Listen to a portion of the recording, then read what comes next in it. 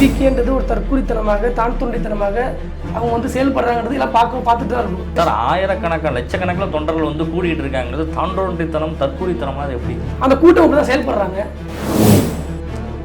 இல்லை, மத்திய பாஜக அரசே இந்த விஷயத்தில் வந்து இவ்வளோ ஆர்வம் காட்டுறதுக்கான காரணம் ஆளக்கூடிய கட்சி வந்து மக்கள் விரோத கட்சியாக இருக்கிறனாலையும் இந்த ஆட்சி மக்கள் விரோத ஆட்சியாக இருக்கிறனாலையும் இதை எதிர்த்து களம் காணக்கூடிய ஒரு சூழல் வந்து மத்திய அரசுக்கு இருக்கு.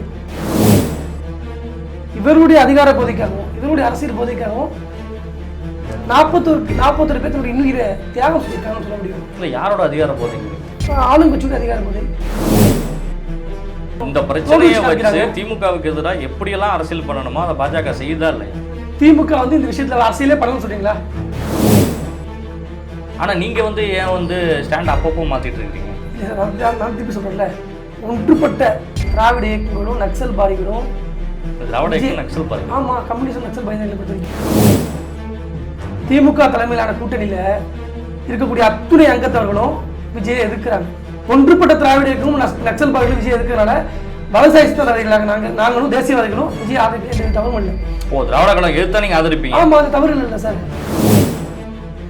எதிர்ப்பாங்க, நாங்க ஆதரிக்கிறோம், அவ்வளவுதான். வேறபடி எனக்கு அங்க வந்து பெரிய அவங்களுடைய கொள்கையா இல்ல கூட்டணியா இல்ல அங்க என்ன இருக்குதுங்கிறதெல்லாம் எனக்கு வந்து முக்கியம் கிடையாது. எதிர்த்தாலும் ஆதரிப்போம், அவ்வளவுதாங்கிற அளவுல நீங்க சொல்றது தவறுல எடுத்துக்கிறீங்க.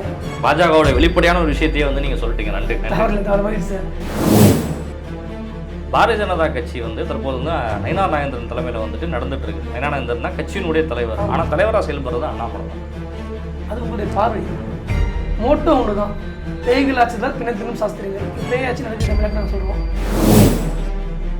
இல்லை, காஷ்மீர்ல முஸ்லீம் இயக்கங்களுடைய கூட்டணி வைக்கிறாங்க, மணிப்பூர்ல கிறிஸ்டின் இயக்கம் கூட்டணி வைக்கிறாங்க, ஆட்சி பிடிக்கிறாங்க. ஆட்சியில் வந்துட்டு இருக்கு. அங்கேதான் நடக்குது சார், தமிழ்நாட்டில் மட்டும் நடக்காது. இங்கே நடக்கும். அப்படி ஒரு சூழ்நிலை கிடையாது. நாசர் அமைச்சர் மிக தெளிவாக சொல்றாரு, மத்திய அரசு கொண்டு வந்த இந்த சட்ட திருத்த மசோதாவை தமிழகத்தில் நடைமுறைப்படுத்த மாட்டோம் சொல்றாரு சார். எப்படி சொல்ல முடியாது? சொல்ல முடியும். எப்படி முடியும் சொல்ல முடியும்?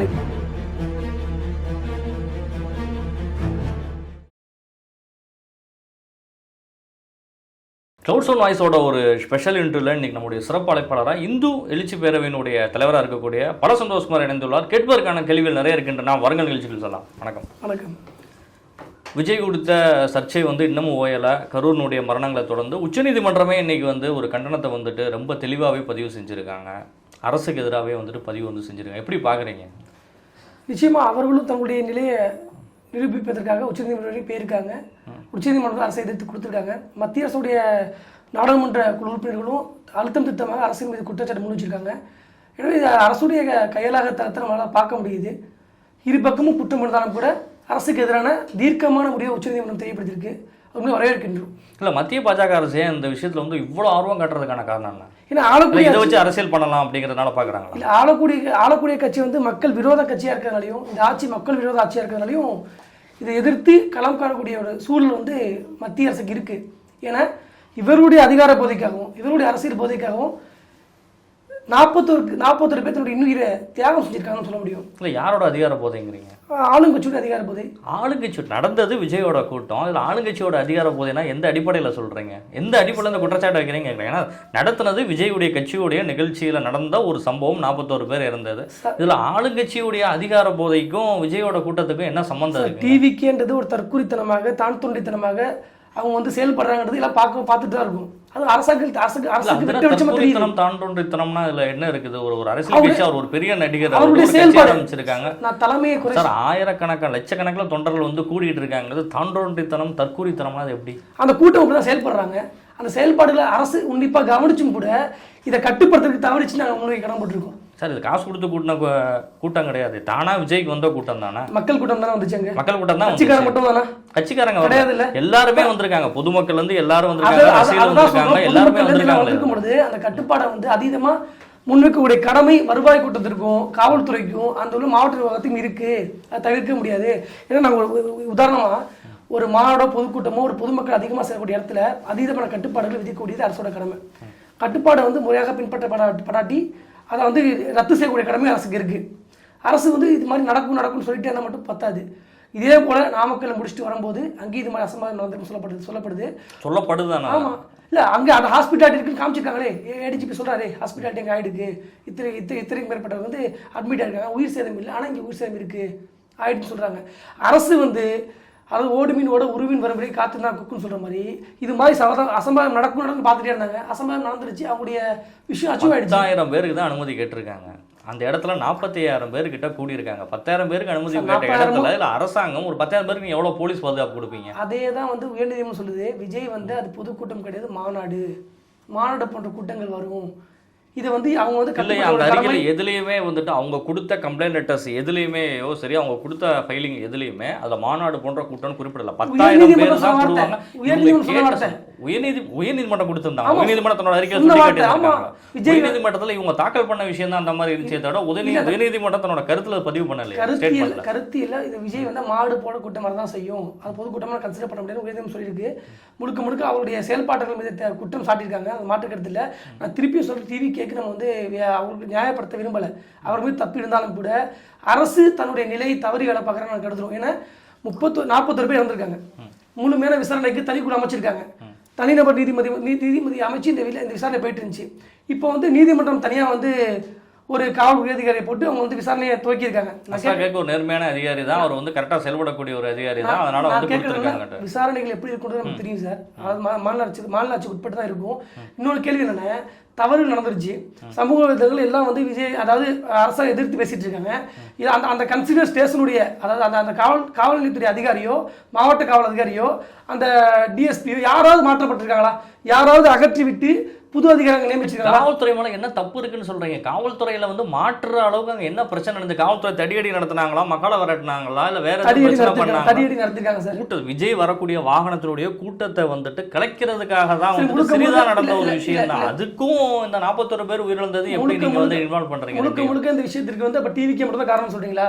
டிவிக்கு மட்டும் தானே காரணமாக முடியும்? பார்க்க முடியாது. அப்படி ஒரு கட்சியினுடைய தலைவர்களோ அந்த கட்சியினுடைய இரண்டாம் கட்ட தலைவர்களோ எந்த அளவிற்கு வந்து தொண்டர்படை வச்சிருக்கணும்ல, மக்களை வந்து போலீஸை தாண்டி அந்த இடத்துல வளர்க்கக்கூடிய இடத்துல வந்துட்டு ஒரு கட்சி பொறுப்படுத்திருக்கணும். டிவிக்கேவை நியாயப்படுத்தவில்லை அவர்கள் பண்ண, அதான் அந்த வார்த்தையை அழுத்தமா பதிவு வைக்கிறோமே.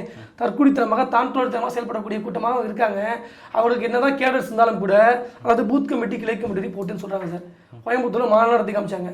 எந்த நிர்வாகியும் முறையா வந்து கட்டுப்படுத்தல, அவள் கட்டுப்படுத்தக்கூடிய திறன் இல்ல. அதான் விஜய் எல்லாருமே சொல்ல வேண்டிய விஜய் வந்து அந்த விஷயத்துல வந்து எப்படி நடந்துகிட்டாருங்கிற ஒரு விஷயம் தானே. அரசாங்கம் தான் என்னமோ வந்து தூண்டி விட்டு அரசாங்கம் வந்து பிரச்சனை பண்ண மாதிரி நீங்க ஒரு ஃபோக்கஸ் பண்றது பிஜேபி இதை வச்சு அரசியல் பண்ண பாக்குது. இப்ப முதற்கொண்டு விஜய் வந்து நாங்க இங்க வரதுக்கு இவ்வளவு பாதுகாப்பு தாங்கன்னு சொல்லிட்டு அவங்க பேசக்கூடிய அந்த இதை நீங்க பார்த்திருப்பீங்க. அவங்களுடைய அந்த பர்மிஷன் லெட்டர் நீங்க பார்த்திருப்பீங்க.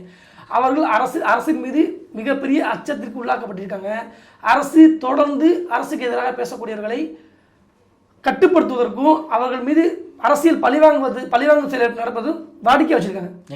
நாளா பழிவாங்கிறதுக்கு வழக்குகள் தான். இப்ப டிவிக்கு கேடஸ் அரெஸ்ட் பண்ணிட்டாங்க. அதுக்கு விரோதமாக அரெஸ்ட் பண்றது பாதி பேர் வந்து அங்க இல்லவே இல்லை. வடக்கு சார்ந்த ஒரு மாநில அளவுல ஒரு நிர்வாகிகள் யாருமே இல்லை. விஜய் என்ன வெளியில வரல. விஜய் இப்பதானே வந்து கேட்டிருக்காரு, நான் கரூர் செல்வதற்கு அனுமதி கொடுங்கன்னு சொல்லி விஜய் இப்பதானே கேட்டிருக்காரு. அதுலயும் விஜய் ஒரு 3 நிபந்தனை வர வைக்கிறாரு. டிவிக்கு கேடஸ் ஓடிட்டாங்க, ஒளிஞ்சிட்டாங்க, அதை மாற்றக்கிறது இல்லை. அவர்கள் வந்து அரசியல் பலம் பொருந்தியோ அரசை எதிர்த்து தீர்க்கமாக செயல்படக்கூடிய திறன் அவர்களுக்கு இல்லை. டிவிக்கு நியாயப்படுத்த விரும்பலை. டிவிக்கு இப்பயும் அதனால சொல்றோம், அதாவது தான் தோண்டித்தனமாக தற்குடித்தனமாக வார்த்தையை சொன்னேன். அரசியல வந்து அரசாங்கத்தை எதிர்த்து செயல்படக்கூடிய திராணி அவர்களுக்கு இல்லை. ஒரு இடத்துல கூட பாஜக விஜய்க்கு எதிரான ஒரு கருத்தை வந்து முன்வைக்கவே இல்லை. ஹேமா மாலினியோட குழு அறிக்கை கொடுத்ததுலயும் சரி, நடந்ததுலயும் சரி. விஜய்க்கு ஆதரவு நினைக்கிறீங்க? அரசாங்கத்துடைய கையாளத்தனத்தை வந்து இந்த பிரச்சனையை வச்சு திமுகவுக்கு எதிராக எப்படியெல்லாம் அரசியல் பண்ணணுமோ அதை பாஜக செய்யுதா இல்லையா? திமுக வந்து இந்த விஷயத்துல அரசியலே பண்ணணும்னு சொல்றீங்களா? திமுக அரசியல் எதுக்கு பண்ணணும்? திமுக அந்த இடத்துல அரசியல் பண்றதுக்கு என்ன இருக்கு? பாஜகவா இருக்கட்டும் சரி, திமுக அரசியல் பண்றதுக்கு என்ன இருக்குன்னு சொல்லுங்க. அரசியல் இதை வச்சு என்ன அரசியல் பண்ண முடியும்? இது போன்ற ஸ்பாட்ல இருந்தது வந்து ஸ்பாட்ல இந்த சம்பவம் நடந்ததுக்கு அப்புறம் விஜயும் கிளம்பியாச்சு, அங்க கட்சியினுடைய எல்லா தலைவர்களுமே போயாச்சு. கடைசி வரைக்கும் இருந்து எல்லாத்தையும் பார்த்தது மொத்தமா அவங்களுக்கு நிவாரணம் அறிவிச்சதெல்லாம் திமுகவுடைய கவர்மெண்ட் தானே பண்ணியிருக்கு. நிச்சயமா சொல்றேன். முதலமைச்சரே ஸ்பாட்டுக்கு போயிருக்காரு, ஏன் விஜய் போகல? விஜய் அங்க இருந்து ஏன் கிளம்பி ஓடி வரணும்? இதே விஷயத்தை வந்து நீதிமன்றத்தை வந்து வில்சன் வந்து பதிவு செய்யறாரு. இன்னைக்கு உச்ச நீதிமன்றத்துல விஜய் ஸ்பாட்ல இருந்து போயிட்டாருன்னு சொல்றாரு. நீதிமன்றம் அந்த விஷயத்தை அசோர்ட் பண்ணல. 2 நீதிபதிகள் ஏன் விசாரிச்சாங்கிற விஷயத்த தான் கேட்கறாங்க. இழப்பு வந்ததுக்கு பிறகு அவர்கள் இவ்வளவு திருவள்ளத்துறோம் அதை வந்து அவங்களுக்கு வந்து அந்த இழப்பை வந்து சரிசா சமம் செய்ய முடியுமா? இழப்பு வந்துடுச்சு. அதுக்கு ஒரு காரணம் வந்து அரசு நான் அதாவது மயிரளவு கூட நான் அதுக்கு காரணம் இல்லை, இதுக்கு முழுக்க டிவிக்கு தான் காரணம் சொல்லி எப்படி அவங்க வந்து அந்த விஷயத்துலேருந்து நழுகி போக முடியும்னு நான் நினைக்கிறேன். கூட்டம் நடத்துனது நீங்கன்னு வச்சுக்கோங்க சார், கூட்டம் நடத்த நீங்க தான் சார் பொறுப்பெடுக்க முடியும். அந்த இடத்துக்கு தலைவர் நீங்க தானே சார். நீங்க பொறுப்பெடுக்காம வந்துட்டு ஒரு கூட்டத்துல இல்ல பல கூட்டங்கள் சொல்ல முடியுமா? அந்த இடத்துல ஸ்பாட்ல போலீஸ் உச்சநீதிமன்றம் கூட சொல்லல. காவல்துறை பாதுகாப்பு குறைவுங்கிறத உச்சநீதிமன்றம் எந்த இடத்துலயும் சொல்லவும் இல்லை, உயர்நீதிமன்றமும் சொல்லவும் இல்லை. சொல்றேன் சார், ஒரு கூட்டம் இல்ல பல கூட்டங்கள் அவர்கள் இப்படிதான் நடத்தி தோல்வி கண்டிருக்காங்க. அந்த கூட்டங்கள் தொடர்ந்து மக்கள் விரோத கூட்டமாக இருந்துட்டு இருக்கு. யார் நடத்தி தோல்வி அடைஞ்சு? டிவிக்கியோட கூட்டம் தோல்வி அடைஞ்சிச்சு. டிவியோட கூட்டம் எங்க உங்களுக்கு தோல்வி அடைஞ்சு? 1 லட்சம் பேர் வந்து திரண்டுட்டு இருக்காங்க ஒவ்வொரு கூட்டத்திலயும் மாநாடு. தோல்வின்றது வந்து கட்டுப்பாடற்ற தோல்வி, தலைமைக்கு கீழ்ப்படுதல் கட்ட தோல்வி, அந்த மாதிரி நீங்க பார்க்கணும். தவிர கூட்டம் மட்டும் சேர்ந்த அதை கூட்டம் சேர்ந்து ஆட்சி பிடிச்சுட்டு இரண்டாம் டைம் சார். நான் என்ன சொல்றேன், இந்த விஷயத்துல எதை பார்க்கணும்னா டிவிக்கேவை அதை சொல்கிறேன்ல, டிவிக்கேவுடைய தவறுகளை மிகப்பெரிய அளவில் பிரபகண்டா படுத்துன்னு சொல்லிட்டு ஆளுங்கட்சி காத்திருந்துச்சு. ஆளுங்கட்சியை பற்றி பேசும்பொழுதெல்லாம் மௌனம் சாய்த்து கொண்டு இது போன்ற விஷயத்தை வச்சு ஆளுங்கட்சி அரசியல் பழிவாங்கும் செயலில் மிக தீவிரமாக செயல்படுறாங்க. அதுக்கு எடுத்துக்காட்டு டிவிக்கேவுடைய கேடஸும் சரி, சமூக செயற்பாட்டுக்கும் சரி, இந்த அரசோட தவறை சுட்டி காட்டக்கூடியவர்கள்லாம் கைது செய்யப்படுவது அதுக்கு ஒரே சான்று அரசாங்கத்துடைய அடக்குமுறை. நல்லா புரிஞ்சுக்கணும் சார். உச்சநீதிமன்றத்தையே சொல்லுது, கருத்து சுதந்திரம் பேசுவதற்கு அத்தனை பேருக்கும் முழு சுதந்திரம் இருக்குன்னு சொல்றாங்க. கருத்துக்கள் பேசல கைது செய்வது எப்படி எடுத்துக்க முடியும்? நீ கருத்துக்கள் அரசை எதிர்த்து நீ கைது இல்லாம ஆட்சி திமுக செந்தில் பாலாஜி தான் பண்ணாரு, அவர் தான் பண்ணாரு, அன்பில் மகேஷ் தான் பண்ணாரு, இப்படி எல்லாம் வந்து பேசினா கைது பண்ணாம என்ன பண்ணுவாங்க? திருப்பி நான் சொல்றேன் சார், அரசாங்க கருத்து சுதந்திரம்ங்கிறது என்ன? ஒருத்தர் மேல வந்துட்டு குற்றச்சாட்டு வைக்கிறது பக்கத்துல இருந்து பார்த்தா, அதாவது நான் வந்து ஒரு கருத்தா சார், நான் ஒரு கருத்தா பதிவு செய்யலாம் சார். ஒரு அரசியல்வாதியா நீங்க ஒரு கருத்தா பதிவு செய்யலாம், ஊடகவியலாளர் கருத்தை பதிவு செய்யலாம் சார். ஆனா இவர் தான் வந்து அக்யூஷன் சொல்லி நான் எப்படி சார் வந்து ஜட்ஜ்மெண்ட் கொடுக்க கருத்து இருக்கிற வரேன் சார். நீங்க ஜட்ஜ்மெண்ட் கொடுக்க முடியாதுல. இவர் தூண்டி இருப்பாரு, அவர் தூண்டி இருப்பாருங்கிற வார்த்தையில வந்து பயன்படுத்துவாங்க. அதனால அரெஸ்ட் பண்றாங்க அரசாங்கம். இதுல என்ன இருக்கு? திரைப்படத்திலாம் ஒரு வார்த்தை உண்டு, வடிவேல் காமெடியில எல்லாம், அவனுக்கு வந்தா எனக்கு வந்தா அவனுக்கு வந்தா ரத்தம், எனக்கு வந்து தக்காளி சட்னின்னு சொல்லுவாங்க. நான் கேட்கிறேன், இது போன்ற கருத்தியல் அரசுக்கு எதிராக ரத்தத்தை நீங்க தானே வர வைக்கிறீங்க. அவனுக்கு வந்தா வருது ரத்தத்தை நீங்க தானே வர வைக்கிறீங்க. இதுக்கு எதிராக பேசினா வந்து அரசு, அதாவது திமுகவுக்கு எதிராக வந்து குற்றம் சாட்டின மிகப்பெரிய தவறு. ஆனா திமுக மட்டும் ஆதாரங்கள் இல்லாம கண்மூடித்தனமா பொய் மூட்டைகளை அவுத்துட்டே இருக்கலாம். அது மட்டும் வந்து சரியாக எப்படி நியாயப்படுத்த முடியும்? சின்ன எடுத்துக்காட்டு சார், இப்போ வந்து RSS உடைய 100ஆம் ஆண்டு நிகழ்வு போயிட்டு இருக்கு. இந்த நிகழ்வில் வந்து அப்பட்டமாக குறைஞ்சபட்ச அறிவு கூட இல்லாது தமிழக முதல்வர் சொல்றாரு, காந்தியடிகளை கொன்ற RSS கூட்டத்திற்கு இது போல பிரதமர் வந்து நாணயமும் ஸ்டாம்ப் பண்ணிடுறாங்க. இவங்க அப்புறம் கோட்சேவை தானே பயன்படுத்தி ஏன் இன்னமும் வந்துட்டு கோட்சேவினுடைய அந்த அஸ்தியை வந்து கரைக்காம வச்சிருக்குது RSS? அது வந்து கோட்சேவோட குடும்பம் வச்சிருக்காங்க. கோட்சேவை சித்தாந்தத்தை எடுத்துட்டு வச்சிருக்காங்க RSS கிளி. கோட்சேவோட சித்தாந்தம் என்ன சொல்றீங்க? அவர் என்ன அகண்ட பாரதம் RSS ஓட கொள்கை கிடையாது, திகாவோட கொள்கை. திமுக கொள்கை தெரியல எனக்கு, நீங்க சொல்றதுனால நான் கேக்குறேன். நான் தெரிஞ்சுக்கிறேன் தான் கேக்குறேன். அகண்ட பாரதம்ங்கிறது வந்து RSS ஓட கொள்கை இல்லாம திராவிட கழகத்தோட கொள்கை, அது RSS உடைய கொள்கை தானே. அது RSS கொள்கை ஏத்துக்கிறதே நீங்க ஏன் வந்துட்டு இல்லைங்க? பாஜகவினோட அவர் எங்களுக்கு முக்கியங்கிறத வந்துட்டு பாஜகவினுடைய தேசிய தலைமை கிடையவே கிடையாது. தெளிவா சொல்றேன், தீர்க்கமா சொல்றேன். இப்பதான் நூற்றாண்டு அடைஞ்சிருக்கு. 1925 துவக்கப்பட்ட பெரிய இயக்கம் எந்தவித தொய்வும் இல்லாமல் எந்தவித சேதாரமும் இல்லாமல் இவர்களை போல 100 கட்சி பிரிஞ்சு ஆட்சி பண்ணாமல் ஒற்றை தலைமையின் கீழே கட்டுப்பாட்டோட எங்கிட்டு இருக்கு RSS பெரிய இயக்கத்தில்.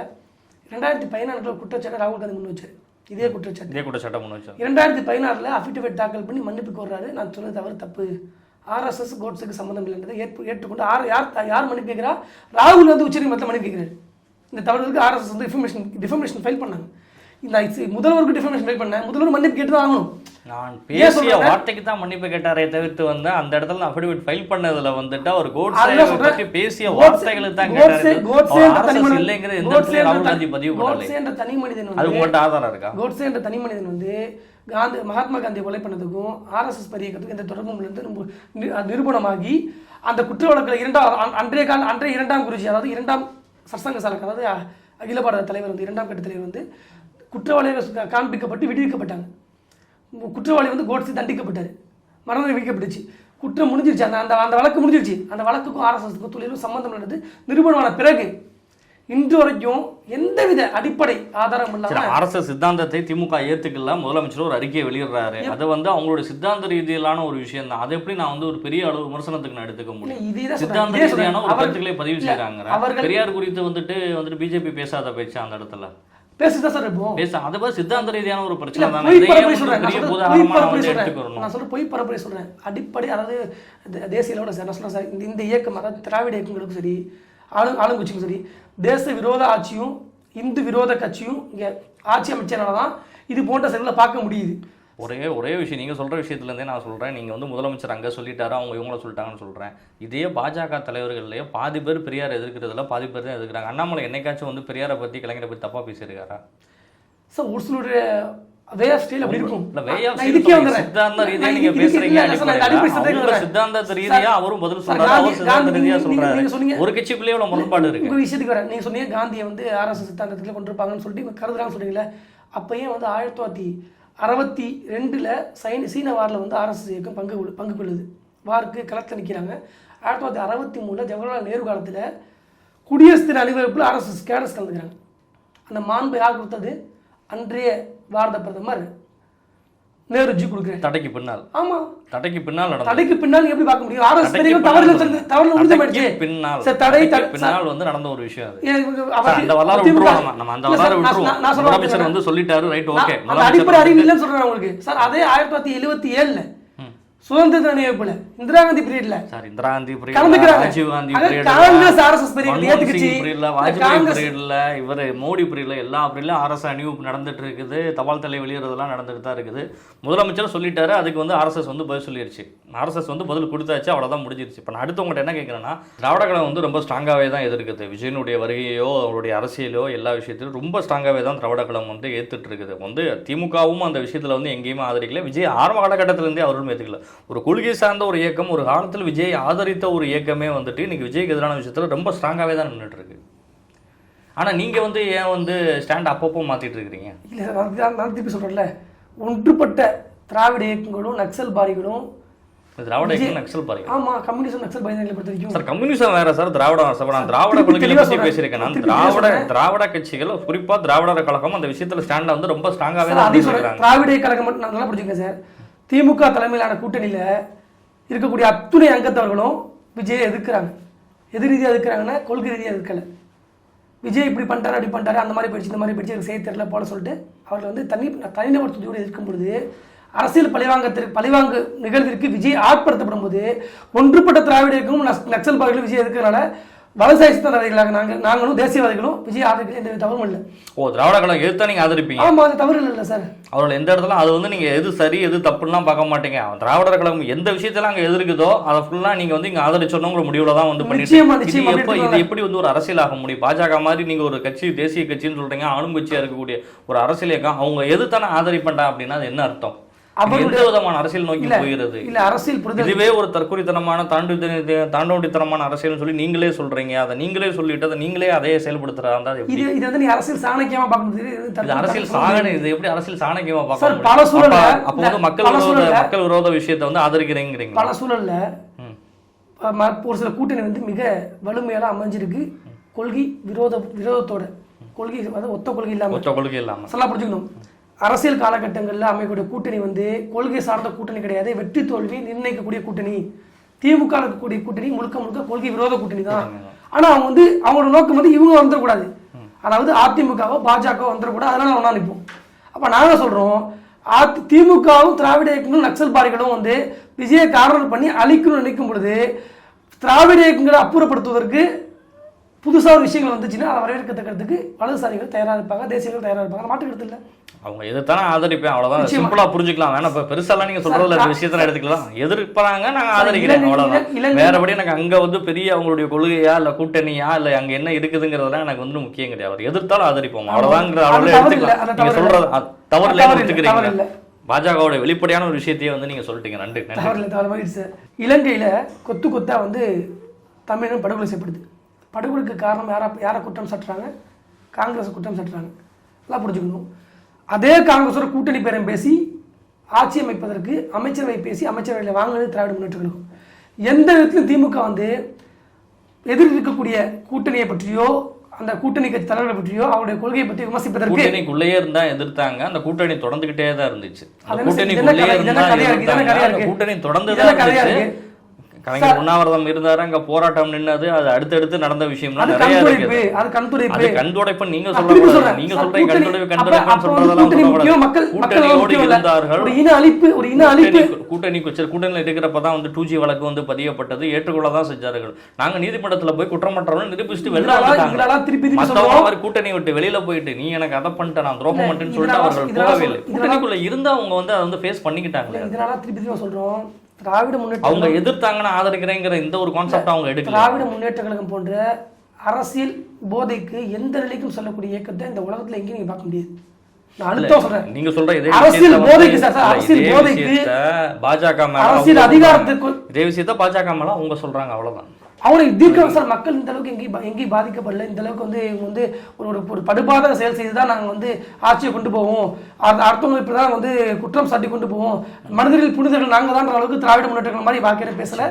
ஆனால் அவர்கள் மிக வன்மத்தோடு எதிர்த்தாங்கன்னு இந்த ஒற்றுப்பட்ட திராவிட இயக்கத்திற்கும் நக்சல் பாறைகளுக்கும் விரோதமாக நாங்கள் களத்தில் நின்று விஜய் ஆதரிக்க தவறில்லை. பாரதிய ஜனதா கட்சி வந்து தற்போது வந்து நயினார் நாகேந்திரன் தலைமையில் வந்துட்டு நடந்துட்டு இருக்குது. நயினார் நாகேந்திரன் தான் கட்சியினுடைய தலைவர். ஆனால் தலைவராக செயல்படுறது அண்ணாமலை தான். அது உங்களுடைய பார்வை என்ன பார்வை? இப்பயும் வந்து நிர்வாக ரீதியாக கட்சியை கட்டுப்படுத்திக் கொண்டிருக்கிற இன்றைய மாநில தலைவர் நயினார் நாகேந்திரன் அவர்கள் தான். விஜயோட கூட்டணி வைக்கிறதுக்கான முயற்சியை வந்துன்னா ஒரு சைடில் எடுத்துக்கிட்டு தான் இருக்கிறாங்க. அது காலம் போது சொல்லுங்க சார். இப்போதைக்கு அதுக்கான பதில் வந்து நம்ம யாருமே, அதாவது விஜயோட அந்த விஷயத்தை தான் இவங்களுக்கு விஜயோட அந்த கூட்ட நெரிசலும் இந்த அதுக்கு பின்னாடி நடந்த விஷயத்தையும் பேஸ் பண்ணி தான் இந்த கேள்வியை நான் முன்வைக்கிறேன். நான் இது இரண்டுமே அரசியலுக்கு பின்னாலும் தொடர்புடைய ஒரு விஷயமாவே தான் இருந்தது. நிச்சயமா ஆளும் கட்சியுடைய இது போன்ற பழிவாங்க செயல்களுக்கு வந்து இவங்க ஆதரவு தெரிவிக்கிறாங்க, தவறு இருக்கு. மோட்டோ ஒன்று தான், பேய்கள் ஆட்சிதான் பிணத்திலும் சாஸ்திரங்கள். இப்போ பேயாட்சி நடக்குது தமிழ்நாட்டில் நாங்கள் சொல்கிறோம். இந்த பேயாட்சி சேர்க்கறதுக்கு ஒத்த கருத்து கொண்ட எல்லாம் ஒன்றும் சேர்த்து என்ன தவறு இருக்கு? ஒத்த கருத்து கொண்டனா யாரை சொல்றீங்க? ஒத்த கருத்து கொண்ட கட்சி பாஜக யாரு? அந்த ஒத்த கருத்து யாருன்னு சொல்லுங்க. ஒத்த கருத்து யாருக்காக அழிக்கின்றது தான் ஒத்த கருத்துன்னு வச்சுக்கிறீங்களா? அந்த ஒத்த கருத்து கொள்கை சார்ந்து நீங்க பேசணும். அப்ப திமுக கூட்டணிலாம் வந்து ஒத்த கருத்தோட இருக்காங்களா? ஆமா, ஒத்த கருத்தோட என்ன கருத்து? இல்ல மத்த கட்சி வரக்கூடாதுன்ற கருத்து இல்ல. நீங்க நான் கேக்குற திமுகவுடைய சார்ந்த கூட்டணி கட்சியில உள்ளவங்க எல்லாம் ஒத்த கருத்தோட இல்லாத கட்சி ஒரு கட்சி சொல்லுங்க. நான் அந்த கூட்டணியில பாஜக கூட்டணியில இருக்கிற கட்சி எல்லா கட்சியும் நான் சொல்றேன் சார். நீங்க வந்து ஆரம்ப கடந்து பாருங்க, காங்கிரஸ் அழிக்கணும், காங்கிரஸை வீழ்த்தணும் சொல்லிட்டு காங்கிரஸோட கொள்கையும் மதச்சார்பின்மை தான், கம்யூனிஸ்டோட கொள்கையும் மதச்சார்பின்மை தான், விடுதலை சிறுத்தைகளோட கொள்கையும் மதச்சார்பின்மை தான், மதிமுகவோட கொள்கையும் மதச்சார்பின்மை தான். ஆனா இதே இது வந்து பாஜகவினுடைய கொள்கை வந்து இந்துத்துவா, அதிமுக இந்துத்துவ கொள்கையை வந்து வலியுறுத்துதா, தேசிய முற்போக்கு திராவிட கழகம் வலியுறுத்துதா, பாட்டாளி மக்கள் கட்சி வலியுறுத்துதா? கட்சி ரீதியா கட்சி ரீதியா ஒத்த கருத்துடையவர்கள் சேருவார்னா விஜய் என்னைக்கோ சொல்லிட்டாரு, பாஜகவும் எனக்கு ஒரு பெரிய கொள்கை ரீதியான எதிரி இல்ல, பாஜகவும் இருக்குன்னு சொல்லிட்டாரு. திமுகவும் கட்சி ரீதியான ஒரு எதிரி இல்ல. கட்சி ரீதியா பாத்தீங்கன்னா பாஜக மதசார்பற்ற கட்சி தான். மதசார்பற்ற கட்சி எந்த இடத்துலயுமே பாஜக அப்படி தன்ன மதசார்பற்ற கட்சி மதசார்பற்ற கட்சி தான்.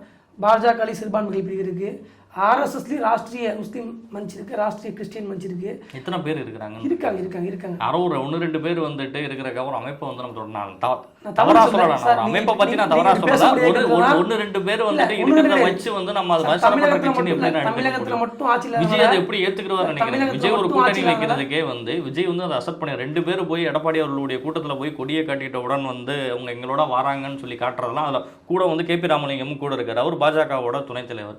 கூட்டணிக்கு வந்து எங்க கூட்டணிக்கு வருவாங்கன்னு சொல்றதெல்லாம் எப்படி ஏற்றுக்கூடிய விஷயம்? இதை வச்சு ஏன் இவ்வளவு பெரிய அரசியல பண்ணணும் சார்? மகா கட்பந்த் அமைக்க பாக்குறாங்க சார். அதுல தப்பு இருக்கு. நீங்க எப்படி காஷ்மீர்ல எங்க சார்? இல்ல காஷ்மீர்ல முஸ்லீம் இயக்கங்களுடைய கூட்டணி வைக்கிறாங்க, மணிப்பூர்ல கிறிஸ்டியன் இயக்கங்களோட கூட்டணி வைக்கிறாங்க, ஆட்சி பிடிக்கிறாங்க, ஆட்சி வந்துட்டு இருக்கு. அங்கேதான் நடக்குது சார், தமிழ்நாட்டுல மட்டும் நடக்காது. இங்கே நடக்கும். அப்படி ஒரு சூழ்நிலை கிடையாது சார். இது வந்து சார் ஆழ்வார்கள் நாயன்மார்கள் அவதார புருஷர்கள் இருந்து வளர்த்த தர்மத்தை கொண்டு போன இயக்கம், கொண்டு போன மனுஷன் ஒரு ஆன்மீக மண்ணு. நீங்க சொல்ற விஷயங்கள்லாம் கலந்து மக்கள் வந்து விஜய் ஏத்துக்கணுமே, விஜய் ஏத்துக்கணுமே சார். நம்ம விஜய் நான் சொல்ற கொள்கை இந்த ஒரு விஷயத்துல விஜய் ஒரே விஜய் நம்ம கூட்டணிக்கு வந்துருவாரு, ஆதரவு நம்ம கூட்டணிக்கு வந்துருவாருன்னு சொல்லி ஒரு பாஜக தப்பு கணக்கு போடுதான்னு இந்த கேஸை மையப்படுத்தி, இந்த கூட்ட நெரிசலை மையப்படுத்தி 41 பேர் மரணத்தை வச்சு பாஜக அரசியல் செய்ய பார்க்கதான் கேட்கிறேன் சார். பாஜகவுடைய கொள்கையும் வலதுசாரி ஒட்டுமொத்த தேசபக்தர் கொள்கை என்னன்னா, இந்த ஆட்சி அகற்றப்படணும். திராவிட முன்னேற்ற கழகம் என்ற தேச விரோத ஆட்சி, ஹிந்து விரோத ஆட்சி அகற்றப்படுறது எங்களுடைய ஒட்டுமொத்த கொள்கையா இருக்கு. இதுல ஒத்த கருத்தியல் கொண்டு சொல்றாங்க. என்ன கருத்தியல்னா திமுக ஆட்சி விட்டு போகணும், அதுக்காக கொள்கை பாகுபாடு சேர்றாங்க. தவறு. எத்தனை பேர் சேர்ந்திருக்காங்கன்னு சொல்றீங்க? இந்த கூட்டணியில யார் சேர்ந்திருக்காங்க? இப்ப யார் இருக்கிறான்னு சொல்றீங்க நீங்க? பாஜக இருக்குது, பாஜக இருக்காங்க, அதிமுக இருக்காங்க, வேற பல கட்சிகள் உள்ள வந்துட்டு இருக்காங்க. இல்ல பாஜக அதிமுக வேற இப்போதைக்கு ஸ்ட்ராங்கா 2 பேரு. இதுக்கு முன்பு ஆண்ட கட்சியும் திமுக கூட்டணியை பத்தி சொன்னீங்க. அவங்க கட்சியெல்லாம் அப்படியே தான் இருக்கிறாங்க, யாரும் வெளியில போல. பாஜகக்குள்ளேயே அண்ணாமலை தலைவரா நயினார் நாகேந்திரன் தலைவரான்னு தெரியல. சார், ஓபிஎஸோடையும் தினகரனோடையும் பேசுறேன்னு சொல்லி சொல்றாரு அவரு. நான் தேசிய தலைமை சொல்லி தான் நான் பண்றேங்கிறதையும் சூசகமாவும் சொல்லிட்டாரு, வெளிப்படையாவும் பேசிட்டாரு 2 இடங்கள்ல. அப்ப நயினார் நாகேந்திரனுக்கு வந்து அப்ப என்ன ரோல் இருக்கு அங்க கட்சியில? பாஜக மட்டும் தான் குரூப்பிசம் இருக்குன்ற மாதிரி இருக்கு. அப்படி கிடையாது சார், மத்த கட்சி குரூப்பிசம் இருக்கலாம். ஆனா வந்து ரெட்டை தலைமையில வந்து கட்சி போயிட்டு இருக்குது. யார் தலைவருங்கிறதான என்னுடைய பார்வையில சார், ஒரு தலைவருடைய ஒப்புதல் இல்லாமல் போய் ஓபிஎஸ் வந்தையும் டிடிவி தினகரனையும் இவர் எப்படி சந்திக்க முடியும்? தேசிய தலைமை கொடுக்குதுங்கிறாரு. தேசிய தலைமை அந்த பவர் அவருக்கு கொடுத்துனா அப்ப நயினார் நாகேந்திரனோட ரோல் என்ன அப்ப கட்சியில? இல்ல, இவர் முன்னாள் தலைமை தேசிய சர்க்குழு உறுப்பினராக இருக்காங்க. நீங்க புரிஞ்சுக்கணும். எல்லா பிரச்சனைக்கும் தேசிய சர்க்குழு உறுப்பினர்கள் போய் பேசுறாங்க. நம்ம இது மாதிரி தான் எச்ராஜா இருந்தாரு, இலகணேசன் இருந்தாரு, அவங்களாம் போய் பேசுறாங்க. பேசுவாங்க சார், பேசுவாங்க. எங்க சார் பேசுனாங்க? அவர்கள் அப்ப இந்த அளவுக்கு அப்ப என்ன கேம் ஆடுறாங்க? அப்ப என்ன கேம் நடக்குதுங்கறத கேக்குறேன். மக்களுக்கு தெரியணும்ங்கறதுக்காக தான் கேக்குறேன். நான் ஒரு கட்சி சார்பா வரணும் ஒரு கேள்வி என்ன நடக்குது? தலைவர் யாருங்கிறது எனக்கும் தெரியல. தலைவர் யாருங்கிற அந்த கேள்வி எனக்கு இருக்கறனால தான் உங்கள்ட்ட முன் வைக்கிறேன். அரசியல் விளையாட்டு, அரசியல் சதுரங்கத்துல எழுதி வைத்துக் கொள்ளுங்க. யாரை வேணா இணைக்கக்கூடிய அழைக்கக்கூடிய கடமை இந்த கூட்டணிக்கு இருக்கும். யாருனாலும் அழைக்கலாம், வெளியில போக சொல்லலாம். ஒரு கட்சிக்குள்ளேயே வந்துட்டு இவ்வளவு பெரிய குழப்பம் இருக்குது அவங்களுக்கு. அது என்பிஏ பண்ணும். விஜயை வந்து நயினார் நாகேந்திரன் ஏத்துக்கிறாரு அப்படின்னா அண்ணாமலை ஏத்துக்க மாட்டார். இபிஎஸ் நயினார் நாகேந்திரன் ஏத்துக்கிறாருன்னா அண்ணாமலை வந்து இவர் இபிஎஸ் ஏத்துக்கிற மாட்டார். இப்படி ஒரு பொருந்தா ஒரு கூட்டணிக்குள்ள கட்சி போயிட்டு இருக்கு. சொல்றோம், விஜய் வந்து கூட்டணிக்குள்ள கொண்டு வரணும், தேவடு காப்புன்ற கடமைலாம் கிடையாது. கட்சி வந்து அது பிற்காலத்துல விஜய் குறித்த விமர்சனம் விஜய்ங்கிற விஷயத்தை முதல்ல பேசுனது எச்ராஜா தான். இப்படி சொல்றேன் சார், விஜய் மீதான விமர்சனங்களை கட்டுமையாக வைத்த கட்சி தமிழ்நாட்டில் பாஜக தான். இன்னைக்கு இதே எச்ராஜா 2 நாளைக்கு முன்னாடி பேட்டியில வந்து சொல்றாரு, அன்னைக்கு நானே தான் சொன்னேன், இன்னைக்கு விஜய் மேல ஒரு தப்பும் இல்லைங்கிறது. நான் திருப்பி சொல்றோம், கொள்கை ரீதியாக விஜய் வந்து ஒரு மிஷினரியின் கைக்கூலின்னு சொல்லாத வார்த்தைகளே கிடையாது. அவ்வளவு வார்த்தைகளை பயன்படுத்திருக்காங்க பாஜக என்ற. விஜய் குறித்த ஒரு வார்த்தை கூட நெகட்டிவா வந்து பாஜக இருந்து வரவே இல்லை. திருப்பி நான் பதிவு வைக்கிறேன், விஜய்க்கும் வலதுசாரி சித்தாந்தவாதிகளுக்கும் தேசியவாதிகளுக்கும் கொள்கை ரீதியாக மிகப்பெரிய விரோதம் இருக்க தான் செய்யுது. கொள்கை ரீதியாக மாற்றுக்கருத்து இல்லை. ஆனால் அரசியல் பழிவாங்கக்கூடிய சூழலை இந்த திராவிட முன்னேற்ற கழகம் கையில் எடுத்துச்சுன்னா ஒரு ஒரு ஜனநாயக ரீதியாக தோல் கொடுக்கக்கூடிய கடமை தேசிய கட்சிகளுக்கும் தேசிய சித்தாந்தங்களுக்கும் இருக்கு. அதனால கொடுக்குறோம். இப்படி சொல்றேன், விஜய் வந்து மிகப்பெரிய எங்க கொள்கை விரோதி தான், மாற்றுக்கருத்து இல்லை. ஒரு பிளாக்மெயில் பாலிடிக்ஸ் அது. நீங்க எப்படி எடுத்துக்கலாம் சார்? பிளாக்மெயில் பாலிடிக்ஸ் எப்படி எடுத்துக்கலாம்? நீங்க இந்த சந்தர்ப்பத்தை பயன்படுத்துறதுக்கு பாஜக எடுக்கக்கூடிய ஒரு முயற்சியை பார்த்துக்கலாமா? இதுக்கு முன்னாடி ஆட்சி காலத்துல எந்த கட்சி இப்படி எடுத்து கிடையாதா, பண்ணது கிடையாதா?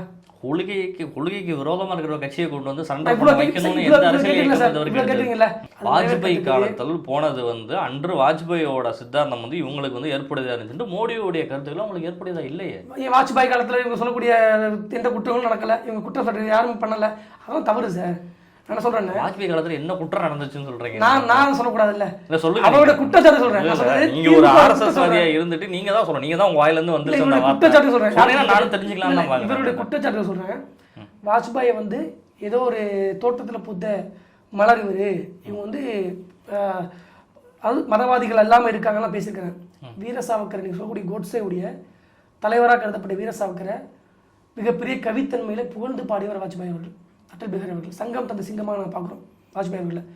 வாஜ்பாய் வந்து தேசத்தை மிக ஆளுமையோட கட்டப்படுத்தியிருந்தாரு. ஆனால் எல்லாத்தையும் அனுசரித்து போகக்கூடிய பாங்கு வந்துட்டு வாஜ்பாய் இருந்ததுனால தான் திமுகவோ அதிமுகவோ எல்லாருமே அவர்கிட்ட அது இல்லை. இல்லைன்னு சொல்றீங்களா? அவர்கிட்ட இல்லை. மிக தன்மையா இருக்கு. இவர்கள் அரசியல் செய்வதற்கு, இவர்கள் தன்னை முன்னிலைப்படுத்திக் கொள்வதற்கு, அதாவது காய்ச்ச மரம் கல்லடிப்படக்கூடிய அளவுக்கு எங்களுடைய ஆட்சியையும் அது ரைட், ஓகே. எனக்கு அது திமுக எனக்கு இந்த விஷயத்துல அண்ணாமலையா எனக்கு நயினார் நாகேந்திரன் எனக்கு தெரியணும். அதுக்காக தான் இந்த கேள்வி எல்லார்கிட்டயுமே வந்துட்டு இருக்குது. அந்த கட்சியோட பிரச்சனை அது. அதிமுக கட்சியினுடைய பிரச்சனை ஓபிஎஸோ இல்ல டிடிவி தினகரனையோ சேர்த்துக்கிறாரு அவங்களோட. டிடிவி தினகரனே விஜய்க்கு தான் ஆதரவு தெரிவிச்சு பேசிட்டு இருக்காரு. கட்சியினுடைய அண்ணாமலை இவ்வளவு தூரம் வந்துட்டு இனிஷியேட் பண்றதுக்கான கட்சியினுடைய தலைமை வந்து நயினார் நாகேந்திரன் அவர்கள். 12ஆம் தேதி அவர் வந்துட்டு ப்ரோக்ராம் ஸ்டார்ட் பண்ணியாச்சு டோல்ல. ஆனால் நட்டா வரதா இருந்துச்சா அகில இந்திய தலைமையே வரல. எல்லாத்துக்கு பின்னாடியும் நயினார் வந்து புறந்தள்ளப்படுகிறான்னு பார்க்கலாமா? அது உங்களுடைய பார்வை. உள்கட்சியில் யாராவது ஒரு ஆள் வந்து சார் இவ்வளோ பெரிய பிரச்சனை வந்து ஒருத்தரை சுற்றி ஒரு தலைவரை சுற்றி நடந்துட்டு இருக்கிறது எப்படி பார்க்கறது? நான் சார் நீங்கள் என்ன புரிஞ்சுங்க சார், நீங்கள் எழுதிக்கொள்ளுங்க. அரசியல் மிக நீண்ட நெடி அரசியல் அனுபவம் கொண்டவர் நயினார் நாகேந்திரன் அவர்கள். அண்ணாமலை அவர்கள் அதிரடி அரசியல் செய்தாலும் கூட கட்சி உடைக்க பார்க்குறாரு. அப்போ அதிரடி அரசியல் செய்தாலும் கூட நீங்களுடைய கேள்வி எல்லாத்துக்கும் உங்களுடைய கூற்றுகளுக்கெல்லாம் நம்ம வந்து கேட்கிறேன். அவர் சொல்ற விஷயத்தை உடைக்க பார்க்குறாங்க. என்ன சொல்லுவாங்க, கட்சி உடனே எனக்கு என்ன போகுது, நான் சந்தோஷப்படுறேன். இப்போ நான் சொல்றேன், பாஜக போன்ற கட்டுப்பாடு கொண்ட இயக்கம் இந்த தேசியங்களோட எந்த இயக்கம் கிடையாது. நல்லா புரிஞ்சுக்கணும். காங்கிரஸ் பெரிய இயக்கத்தில் பார்த்தீங்கன்னா 10 கட்சி உடஞ்சி. கட்டுப்பாடுன்னு எப்படி சொல்றீங்க? பாஜகவில் கட்டுப்பாடு தான். எப்படி கட்டுப்பாடு தான். எந்த விஷயத்துல? இதுவே வந்து 2ஆம் கட்ட தலைவர்களுக்கோ இல்லை தலைமை கொண்டு போயிட்டு திடீர்னு வந்து கீழே போ மேலாள கொடுக்குன்னு சொல்லி ஒதுங்கி போகக்கூடிய மனப்பாங்கு யாருக்காவது இருக்குமா? சார் தப்பா சொல்லிட்டீங்க நீங்களா. அப்படி பார்த்தா வந்து அத்வானி தானே பிரைம் மினிஸ்டர் ஆயிருக்கணும். அடுத்து உள்ளவர்களுக்கு வாய்ப்பு கொடுக்கலன்னா இருக்கணும். குடியரசுத் தலைவரா வந்து முரளி மனோகர் ஜோஷி தான் குடியரசுத் தலைவர் ஆயிருக்கணும். எல்லா கட்சியிலும் இருக்கு கட்டுப்பாடுங்கிற ஒரு விஷயம். ஏன் அத்வானி சொல்லலையா கட்சி விட்டு வெளியில போறேன்னு சொல்லலையா? அவ்வளவு பெரிய இந்த கட்சியை உருவாக்கின தலைவரே கட்சி விட்டு வெளில எல்லா இயக்கங்களையும் நடக்கிற ஒரு விஷயம். விமர்சனங்கள் என்பது பாஜக மட்டும் தான் கட்டுப்பாடோட இருக்குது, மற்ற கட்சியெல்லாம் வந்து கட்டுப்பாடோட இல்லைன்னா மற்ற கட்சி கட்டுப்பாடு கிடையாது. பாஜக நான் அதுக்கு ஒரு உதாரணமே சொல்றேன். உங்க கட்சியை உருவாக்கின ஒரு தலைவரே கட்சி விட்டு வெளில போறேன்னு சொன்ன இதெல்லாம் வந்து ஒரு 10 வருஷத்துக்கு முன்னாடி நடந்துச்சு. 2010 எனக்கு என்னோட நினைவு சரியா இருந்துச்சுன்னா 2014 நடந்துச்சு. அத்வானி வெளியில போறேன்னு சொன்னாரு. அவர் வந்து வெளிப்படையா நான் தப்பாவும் சொல்றேன்னா எனக்கு தெரியல. நீங்க கூட தப்பா கூட இருக்கலாம். ஏன் சொல்றேன்? என்னோட கூட்டம் தப்பா இருக்குங்கிறதெல்லாம் கிடையாது. நான் தப்பா சொல்றேன் நானே யோசிக்கிறேன். நான் ஏன்னா உங்களுக்கே தெரியலங்கிறீங்களா? உங்க கட்சியினுடைய ஒரு தலைவரா இருக்கக்கூடியவரே போனதே உங்களுக்கு தெரியலன்னு சொல்றீங்களா? அதனால தான் கேக்குறேன். சீனியர் கட்சி விட்டு போகல, கடைசி வரையும் போகல. போறேன்னு சொன்னாரு சார். போனாரு சொல்லல, போறேன்னு சொல்ற அளவுக்கு நிலைமை ஏற்பட்டுச்சு. அதுல நான் தெளிவா சொல்றேன் சார். பாஜக போறாரா போலையாங்களோட போறேன்னு சொல்லிட்டாலே முடிஞ்சிருச்சு அந்த இடத்துல. அப்ப இத்தனை வருஷம் சித்தாந்தம் எங்க உடஞ்சு போச்சு? கட்டுப்பாடு உடைய அரசியல் இயக்கம். ஏன் ஜஸ்வந்த் சிங் கட்சி விட்டு வெளியில போலையா? யஸ்வந்த் சிங் போலையா? எத்தனை பேர் போயிருக்காங்க இந்த கட்சி விட்டு? சார் ஆனா ஒற்றை இயக்கமா பேர் இயக்கமா தான் சார் இருக்கு. நீ அப்படி பார்த்தா நிறைய பேர் போயிட்டு திருப்பி வந்தாலும் கட்டமைப்போட இருக்கா இல்லையா சார்? இந்த கட்டமைப்பு என்பது வேறு சார். இது வந்து அதாவது இதை பத்தி நான் சொல்றதோட திருமாவளவன் போன்ற பல பேர் கேக்குறேன். நான் என்னோட கேள்வி வந்து ஒரே ஒரு விஷயம் தாங்க. தேசிய தலைமை ஒருத்தரை ஆதரிக்கிறது, மாநில தலைமை ஒரு போக்குல செயல்படுது. இது எங்க கொண்டு போய் முடியுது? நீங்க இப்படி ஒரு பிரச்சனையை கட்சிக்குள்ள வச்சுக்கிட்டு விஜய் வந்து உள்ள கொண்டு வந்ததுக்கான முயற்சியை வந்து இந்த கரூர் விஷயத்தை வச்சு பாஜக ஏன் எடுக்குதுன்னு தான் கேட்கிறேன். நயினா நாகேந்திரன் வந்து வெளிப்படையாக வந்து என்ன வந்து இந்த மாதிரி தாக்கி பேசுறாங்க, என்ன வந்து அண்ணாமலை வந்து டாமினேட் பண்றாங்க, மேல்நிலை இப்படி வந்து காரணம் அப்படின்னு சொல்றாரா? இல்ல அண்ணாமலை வந்து நயினா இப்படி பண்றாரு போறான்னு சொல்றாங்களா? அவர் சொல்லலாம். இல்ல சார், ஒன்றுபட்டு ஒரு மகா கட்பம், அதாவது பெரிய கூட்டணியை பாஜக உருவாக்குறத இது போன்ற அரசியல் மாற்று கட்சிகள் எதுக்கு ஏற்றுக்க மாட்டேங்கிறாங்க. அவங்களுக்கு வந்து அந்த விஷயம் வந்து பொறுத்துக்கொள்ள முடியல. அதன் வெளிப்பாடாக பாஜக தொடர்ந்து குற்றம் சொல்லக்கூடிய சூழலில் அவங்க பேசிட்டு இருக்காங்க. அண்ட் நிச்சயமாக சொல்கிறேன், இந்த சூழல் என்பது வேறு, இந்த களம் என்பது வேறு. இல்லை, ஒரு கட்சிக்குள்ளே இவ்வளோ பிரச்சனை போயிட்டு இருக்கிறப்ப வந்துட்டு நீங்கள் அவரை கொண்டு வந்து இங்கே இணைக்கிறேங்கிறதெல்லாம் வந்து இந்த கட்சி பிரச்சனை சார். இந்த கட்சி பிரச்சனை பாஜக பார்த்துக்கும் சார். அதில் அவங்க உட்கட்சி விவகாரத்துக்கு பயங்கரமாக பார்த்துப்பாங்க. அவங்க யாரையும் மத்தியஸ்தம் பண்ணுறதுக்கு கூப்பிடல. திமுக வாங்க பிரச்சனை, அந்த கட்சி வாங்க கூப்பிடல.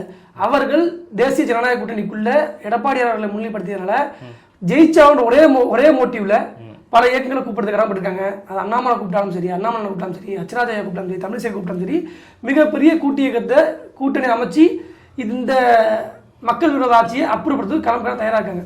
ஆனால் ஜோசப் விஜய், அதாவது விஜய் அவர்களுக்கு வந்து ரெட் கார்பெட் வச்சு வாங்கலாம் கூப்பிட்றதுக்கெல்லாம் இந்த கூட்டணி தயாராக இல்லை. மக்கள் விரோத ஆட்சி வந்து விஜயை காரணம் செய்யக்கூடிய காரணத்தினால இவங்க வந்து விஜய்க்கு ஆதரவு தெரிவிக்கிறாங்க. தவிர அந்த அடிப்படை, அதாவது அரசியல் அடிப்படை விஷயத்தில் ஆதரவு தெரிவிக்கிறாங்க. தவிர இவங்க வந்து விஜய்க்கு மிகப்பெரிய முட்டு கொடுக்கறதுக்கு பாஜகவோ ஐடியாவோ தயாராக இல்லை. நேற்று திகா வந்துட்டு ஒரு அறிக்கை வந்துட்டு வெளியிட்டிருக்காங்க. இது அவரே பேசியிருக்காரு. திராவிட கழகத்தினுடைய தலைவர் கி வீரமணி அவர்களே பேசியிருக்காரு. வந்து விஜயனுடைய அரசியலுங்கிறது வந்து ஒன்றுமே இல்லை அப்படிங்கிற மாதிரிலாம் பேசியிருக்காரு. திராவிடர் கிழமை வந்துட்டு நேரடியாக நேற்று வந்துட்டு பேச தொடங்கிட்டாங்க விஜயை பற்றி. இல்லை, இதுக்கு முன்னாடி விஜய் வந்து வெறும் வந்து அவங்க வந்து ஏதோ பண்ணுறாரு போகிறாரு வரன்னு பார்த்துட்டு இருக்காங்க. அவர் களத்தில் நின்று மக்களை சந்திக்கும் பொழுது மிகப்பெரிய மக்கள் எழுச்சி, மக்கள் தன்னார்வமாக பார்க்க வருது, மக்கள் மத்தியில் ஏதோ விஷயத்த பண்ணுறாங்க. ஆனால் வந்து இது தமிழ்நாட்டோட சாபக்கீடு. திரையில் பார்த்தவன் தரையில் வந்து அவன் பின்னாடி போகக்கூடிய பெருங்கூட்டம் இங்கே இருக்குது. தமிழ்நாட்டுக்கும் ஆந்திரா தெலுங்கானாக்கும் சாபக்கீடு. அதுக்கு ஆட்படுத்தி வந்துட்டாங்கிறத புரிஞ்சுக்கிறாங்க. ஏன்னா இதே ஃபார்முலாவை தான் அவங்க வந்து 1960 வாக்கில் எம்ஜிஆர் முன்னெடுத்து பண்ணாங்க. இதே திராவிட இயக்கம் சொல்லி பண்ண இதே பிரச்சாரங்கள், இதே திராவிட இயக்கம் பண்ண பிரச்சாரம் அதில் இதே கொண்டு போகிறாங்கிறத இவங்க கருதுறாங்க. அதெல்லாம் இவங்களும் எதிர்வினை காமிப்பதற்கு திராவிட கழகம் வந்துருச்சு. அதனால் அதுக்கு வந்து விஜய் ஆட்படுத்தப்பட்டிருக்காரு. ஒன்றுபட்ட அந்த திராவிட இயக்கங்களும் விஜய் எதிர்க்கும் பொழுது தாற்பரிகமாக ஒரு தேசியவாதியாக நாங்கள் ஆதரிக்கிறதே தப்பு இல்லை. ஆனால் முழுமையாக விஜய் எங்களால் ஏற்றுக்கொள்ள முடியாது. அவர் வந்து இப்பயும் சொல்கிறேன், அந்த இயக்கம், அந்த கூட்டணி வந்து நிமிஷத்தினுடைய கொள்கையை அடமான வைத்துக்கொண்ட இயக்கமாக டிவிக்கு இருந்துட்டு இன்க்ளூடிங் விஜயை கூட விஷயத்தை நம்ம சொல்லலாம். எந்த கொள்கையை அடமானம் வச்சாருங்கிற கொள்கையை அடமானம் வச்சா, கொள்கை அடமானம் வச்சா, என்ன கொள்கை அடமானம் வச்சாங்க, என்ன கொள்கையை சொன்னாங்க, எந்த கொள்கையை அடமானம் வச்சாங்க? சார், கொள்கை தலைவர்களில் அவங்க ஏற்றுக்கொண்ட தலைவர்கள் படி இவங்க நடக்கிறாங்கன்னு பார்த்தீங்கன்னா இல்லை. ஈவேராவை முழுசாக எடுத்துக்கிட்டு சொல்கிறாங்க. தந்தை பெரியாரின் பேரனே அப்புறம் ஒரு பாட்டு எழுதுறாங்க. திராவிட கொள்கையுடைய விஷயத்தை எடுத்துட்டாங்களா, ஆயுத பூஜை போடுறாங்க. ஒரு கொடி கம்பத்தை அரை கம்பத்தில் பழக்கம் எடுத்துக்க பெரியாரோட கொள்கையில 10 கொள்கையில ஒரு 8 கொள்கையை எடுத்துக்கிறாங்க. அவங்களுக்கு எது சரி வரலையோ 2 விஷயத்தை இது பண்ணிக்கிறாங்க. கொள்கை திறன்ற வார்த்தையை பயன்படுத்தக்கூடாது. ஏன் கொள்கை சொல்லக்கூடாது? அதுக்கு அதுலேயே அவங்க ஃபெயிலியர். எல்லா விஷயத்தையும் பார்த்தீங்கன்னா வந்து அதாவது தேசியவாதம் சொல்கிறாங்க, தமிழகத்துக்கு மட்டும் சொல்கிறாங்க, எந்த விதத்துலையும் வந்து தமிழ் தேசியம் பேசுகிறாங்க, மொழி சார்ந்து பேசுகிறாங்க. ஒரு கொடின்னு சார் நான் சொல்கிறேன், எங்களுக்கு வந்து காவி கொடி குயிலாக நினைக்கிறோம். இவங்க அந்த காவி கொடிகளை மிதிச்சு தான் நடக்கிறாங்க. கொடி மிகல எந்த அளவுக்கு கேள்விப்படுத்தாங்க கொடியை. அந்த கொடிக்கு நீங்கள் பார்க்கணும், தியாகத்தின் மனப்பண்பு, மஞ்சள் இப்படின்னு சொல்லிட்டு அதுக்கிட்ட அரண்மனை அந்த வீடியோ விஷுவல் போட்டு விட்டு அவ்வளோ பண்ண கொடியை வந்து மிதிச்சுட்டு தான் அப்புறம் விஜய் கொண்டு மிதிச்சு தான் போயிட்டு இருக்காரு. இல்லை, அந்த கூட்டங்களில் விழுந்த கொடிகள் வந்துட்டு அந்த மாதிரி தூக்கி வீசுறதுல அது மாதிரி அவங்க நடக்கிறது போறது அதெல்லாம் வந்து ஒரு கட்சி வந்து அவமானப்படுத்திச்சு, தன்னோட கட்சியோட கொடியை அவமானப்படுத்திச்சுலாம் சொல்ல முடியாது. இருக்கக்கூடிய கிரௌட் அங்க விழுந்த விஷயங்கள் எல்லாத்தையும் வந்து அப்புறப்படுத்துறதுங்கிறது சாத்தியப்படாத ஒரு விஷயம் அந்த டைம்ல. அதுக்கு அர்த்தம் அதுதான், சாத்தியப்படுத்த முடியாதுலாம் கிடையாது, படுத்தணும். அந்த கொள்கை சித்தாந்தங்களுக்கு இல்லை, கொள்கையற்ற கோமாளி கூட்டமாக தான் டிவிக்கு இருக்கிறது, எந்த மாற்று கருத்தும் இல்லை. அரசு இந்த ஆளக்கூடிய இந்த மக்கள் அரசு வந்து டிவிக்கு எதிர்க்கிறனால அவங்களை வந்து ஓரளவு ஆதரவு தெரிவித்து மக்கள் மன்றத்தில் உண்மையை கொண்டு போய் சேர்க்கக்கூடிய கடமை எங்களை போன்ற தேசிய சித்தாந்தவர்களுக்கும் மத்திய ஆளும் கட்சிக்கு இருக்கிறதுனால கொண்டு போகிறாங்க. இதே ஒரு விஷயம் சார் மத்திய பாஜக ஆளக்கூடிய இடத்துல நடந்துச்சுன்னா இந்த இந்த இருக்கக்கூடிய எல்லா இயக்கமும் என்ன வச்சு பேசியிருப்பாங்க யோசிச்சு பாருங்க. பாஜக ஒன்றும் பேசவே இல்லை. மணிப்பூர் பாஜக ஒண்ணுமே இறங்கி வேலை பார்க்கவே இல்லை. எத்தனையோ தலித் இளைஞர்களோ தலித் பெண்களோ வந்து பாலியல் வன்கொடுமையோ உத்தரப்பிரதேசம் பல மாநிலங்கள் நடந்துட்டு இருக்கு, அங்கெல்லாம் பாஜக பெருசா குரல் கொடுக்கவே இல்லை. இந்த விஷயத்தை வந்து பாஜக ஒரு தேசிய அரசியலாக பார்ப்பதுதானே இங்க கேள்வி. வந்து மணிப்பூர் விஷயத்தை பத்தி ஃபுல்லா தெரியுமா தெரியல. நாங்கள் ஒரு நிமிஷத்தை சொல்ல முடிக்க கடமைப்பட்டிருக்கேன். மணிப்பூர் பிரச்சனை வந்து இது போன்ற ஒரு பறந்துபட்ட ஒரு எல்லா மக்களும் சேர்ந்து நடந்த ஒரு ஆக்சிடென்ட் மாதிரியோ கலவர முறையோ கிடையாது. அவன் 2 இனத்துக்கு நடுப்புற நடந்த கலவரம். ஒரு இனம் வந்து மலைக்கு மேலே உள்ள இனம், ஒரு இனம் வந்து மலைக்கு கீழே உள்ள இனம், அப்படி வச்சுக்கோங்க. அந்த இனக்கலவரம் 2 பேரும் மக்கள் தான். இதுக்கு எதுக்கு சப்போர்ட் பண்ணி கவர்மெண்ட் பேசினாலும் மிகப்பெரிய கலவரம் வரும். அந்த கலவரம் வந்து மிகப்பெரிய மக்கள் பேரழிவை கொண்டு போகும். இங்கே தமிழ்நாட்டில் இருக்கக்கூடிய இந்த அழிவுகளும் இந்த அரசியல் பிரச்சனைகளும் இந்த மக்கள் கட்சி சார்ந்த பிரச்சனைகளும் இது போன்ற இந்த ஆக்சிடென்ட்டும் இந்த விபத்துகளும் மணிப்பூரோட ஒப்பீடு செய்ய முடியாது. மணிப்பூர் விஷயம் என்பது வேறு, இந்த விஷயம் என்பது வேறு. அங்கே மணிப்பூரில் வந்து ஒரு பெண்ணை வந்து அந்த மாநிலத்தை சேர்ந்த இனத்தை எப்படி வந்து இலங்கையில் வந்து நடந்த இனப்படுகொலை ஏற்றுக்கொள்ள முடியாதோ அதே போல மணிப்பூர் மாநிலத்தை நடந்ததும் மிகப்பெரிய இனப்படுகொலை, அதை ஏற்றுக்க முடியாது. அது தயவு கொடுத்து நம்ம வந்து ஒப்பீடு செய்வதை நிறுத்திக்கணும். திராவிட கழகத்தில் பேசுகிறாங்கல்ல, நான் கேட்குறேன், திராவிட கழகம் வந்து முதல்வர் கலந்து கொண்ட மாநாட்டில் தாலி எடுப்பு நிகழ்ச்சி நடத்துகிறாங்க. நான் கேட்குறேன், தீகா வீரமணி அவர்களுக்கு திராணி இருந்த நெஞ்சுரம் இருந்த ஒரு இந்து பெண்ணுடைய தாலி அவருக்கு முற்படுறாருல, பெண்ணடிமைக்கு அடையாளமாக தாலி இருக்கின்றார்ல, பெண்ணடிமைக்கு அடையாளம் புர்கா இருக்குன்னு அவுக்கு முடியுமால பேச முடியுமா? மதசார்பற்ற கட்சி தானே. நான் சொல்கிறேன் சார், இவங்க மதசார்பற்ற இயக்கம், தேசிய சித்தாந்தம் கொண்ட இயக்கம், ஒன்றிய அரசு வந்து மதம் சார்ந்து போயிட்டு இருக்கு. திராவிட கழகம் வந்து இஸ்லாமியர்களுக்கு எதிரான கருத்துக்களையும் முன் வச்சிருக்கு, கிறிஸ்தவத்துக்கு எதிரான கருத்துக்களையும் முன் வச்சிருக்கு. நிறைய இடங்கள்ல வந்து எல்லாருமே பேசுறாங்க, என்னமோ வந்து இந்துக்களுடைய விஷயம் மட்டும்தான் பேசுறாங்கன்னு சொல்றதெல்லாம் எப்படி எடுத்துக்கிறது ஞாபகம் இருக்கான்னு தெரியல. திராவிட கழகத்தில் ஒரு இஸ்லாமியர் இருந்தார், பேரை விரும்பல, கோயம்புத்தூர் சேர்ந்தவர். அவர் வந்து இஸ்லாத்தை எதிர்த்து பேசி திராவிட கழகத்துக்கு ஆதரவாக போயிட்டு இருக்காரு, படுகொலை செய்யப்பட்டார். அதே போல தந்தை பெரியார் திராவிட கழகத்தை சேர்ந்த ராமகிருஷ்ணன் அவர் பேர், ராமகிருஷ்ணன், ஆமாம், அவர் சார்ந்து ஒரு சில விஷயங்களை வந்து அவங்க வந்து ஒரு மீட்டிங் வந்து இஸ்லாத்தை பற்றி பேசும்போது அந்த கூட்டு நடத்த விடாமல் விரட்டி அடிக்கப்பட்டாங்க. அவங்க தலைக்கு ஃபத்வா சொல்லப்பட்டுச்சு. நான் சொல்கிறேன் சார், சகிப்புத்தன்மை கொண்ட இந்துக்கள் இந்த பூமியில் வாழ்றவங்களுக்கு தான் அமைதின்றது இங்கே இருக்கும். தாலி இருக்கிறான் சார், பெண்களுடைய அடையாளம், இந்த மாத்தினுடைய அடையாளத்தை தாலி இருக்கிறான் சார், இப்ப இருக்காங்க சார் இந்த விஷயத்துல. நான் கேட்கறது மதசார்பற்றது அப்ப இந்துக்களாக கொண்ட ஒரு கிறிஸ்டியனோ முஸ்லிமோ வந்து அந்த விஷயத்த பண்ண போறது கிடையாது. அவர்கள் கட்சியில் கடவுள் மறுப்பு கொள்கை உள்ளவங்க நான் இந்து மதத்தை ஏற்றுக்கொண்டு விட்டாங்களா? இந்து மதத்துல உள்ள சில விஷயங்களை வந்து அவங்க எதிர்த்து எப்படி வந்து கடவுள் இருக்குன்னு உங்களுக்கு சொல்றதுக்கு உரிமை இருக்கோ அது மாதிரி கடவுள் இல்லைன்னு சொல்றதுக்கு அவங்களுக்கான உரிமையும் இருக்குது. திராவிட இயக்கத்துக்கு நல்லா தெரியும். ஏன்னா வந்து நான் வந்து திராவிட இயக்கத்துடைய மாநில பொருளாக இருந்தக்கூடிய காம குப்புசாமின்றவங்களுடைய வழி வேண்டுமெல்லாம் எங்கள் அப்பாவோட பெரியப்பா திராவிட இயக்கத்துடைய மாநில பொருளாளர் திராவிட கழகத்திற்கு. நான் படித்த கல்லூரி வந்து தந்தை பெரியார் நூற்றாண்டு பாலிடெக்னிக் கல்லூரி. பெரியாரை பற்றி பல மேடைகளில் கருத்து, அதாவது பேச்சு போட்டிகள்லையும் ஓவிய போட்டிகளையும் கலந்து கொண்டு அவர்கள் மூலமாக இதே வீரமணி மூலமாக பல விருதுகள்லாம் பெற்றிருக்கேன். நான் செங்குந்தப்பூர் நீலகண்ட மெமோரியல் நான் வாங்கியிருக்கேன். எனக்கு மிகப்பெரிய பேச்சு, அதாவது நிறைய விஷயங்களில் நிறைய நிகழ்வுகள் கலந்துருக்கேன். கல்லூரி காலகட்டங்களில் திராவிட இயக்கத்துடைய அத்துணை கோட்பாடு நம்ம தீர்க்கமாக தெரியும். இவர்கள் சொல்வது அத்துணையும் முழுக்க இந்து விரோதமை தவிர மதசார்பின்மை கிடையாது. எந்த இடத்துலையும் கிறிஸ்துவத்தையும் இஸ்லாத்தையும் இவங்க விரோதிச்சு பேசினது கிடையாது.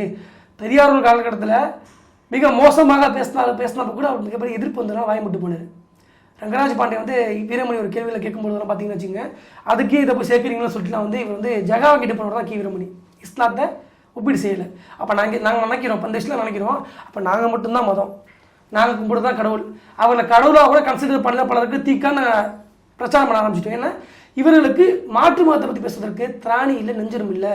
ஏன்னா அவன் வந்து இன்ஸ்டன்ட் ரியாக்ட் பண்ணுவான். பெரியாரும் ரொம்ப தெளிவாகவே எல்லாருங்களையும் குறிப்பிட்டிருக்காரு. எல்லா மதத்தில் உள்ள பிரச்சனைகளை களையிறது, குறிப்பாக பெரும்பான்மையாக வாழக்கூடிய இந்து மதத்தில் உள்ள பிரச்சனைகளை களைவது வந்துட்டு பெரியார் வந்து ஒரு தலையாய கடமையாகவே எடுத்து தான் பண்ணியிருக்காரு. அதன் வழியில தான் வந்துட்டு தீக்காவும் வந்து பண்ணிட்டு இருக்கு.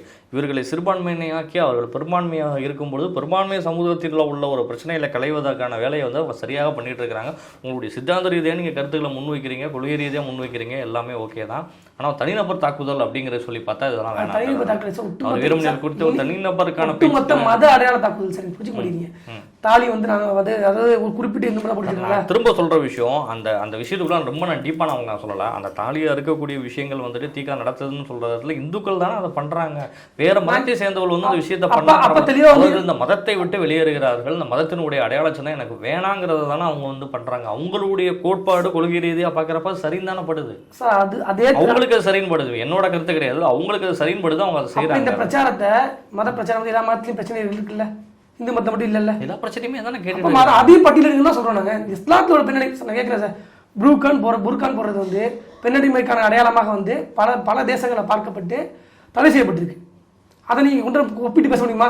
அவங்க வந்து கனடா விஷயத்தை முஸ்லிம்கள் வந்து நாங்கள் புர்கானை விரும்புகிறேன்னு சொல்லி எத்தனை பேர் அதை வந்து எடுத்து போடணும்னு சொல்லி நினைக்கிறாங்க. அவர்கள் விரும்பினால் கூட பண்ண முடியாது. கழகம் வந்து அதை பண்ணணும்னு நினைக்கிறீங்க சார். விரும்பினால் கூட அவங்களால பண்ண முடியாது விஷயமா தான். அதை நீங்க எப்படி சார் சொல்ல முடியாது? விரும்பினால் கூட அப்படிங்கிற வார்த்தையை நீங்க பயன்படுத்த முடியாது அந்த இடத்துல. இவர்கள் இங்கே விரும்புகிறார்கள். அந்த அறுப்பு போராட்டம் வந்துட்டு முத்தலாக் வந்து ஊபியில வந்து தடை பண்ணாங்க. முத்தலாக் பண்ண பிரச்சனை சொல்லிட்டாங்க. அப்போ எந்த பெண்களும் பேச மாட்டாங்க இந்த விஷயத்துக்கு சொல்லி யூபியில் இருக்கக்கூடிய அத்துணை ஜமாத்துக்காரர்கள் ஒரு சேர்ந்து பேசினாங்க.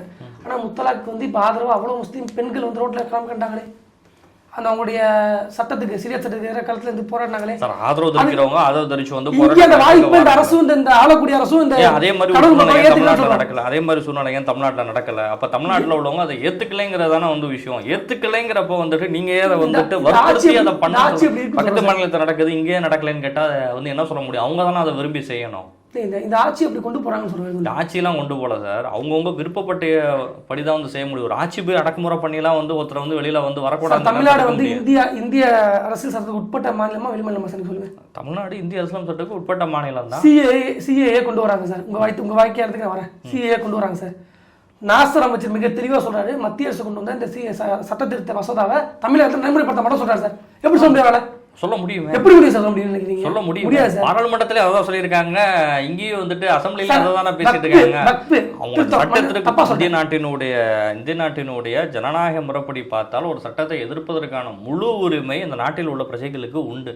அரசியல் சாசனத்துக்கு உட்பட்டவர் பதவியில் இருக்கிறவங்க பார்லிமெண்ட்லயே அதை தானே சொல்றாங்க. இப்ப அவங்க போய் வந்து வக்ஃபு வாரிய சட்டத்துக்கு வந்துட்டு சென்ட்ரல் கவர்மெண்ட் வந்து கொண்டு வந்து நாடாளுமன்றத்துல வந்து இந்த கட்சி வந்து கையெழுத்து போடவே இல்லையே. கையெழுத்து போடல. சட்டமாக்கப்பட்டுச்சு.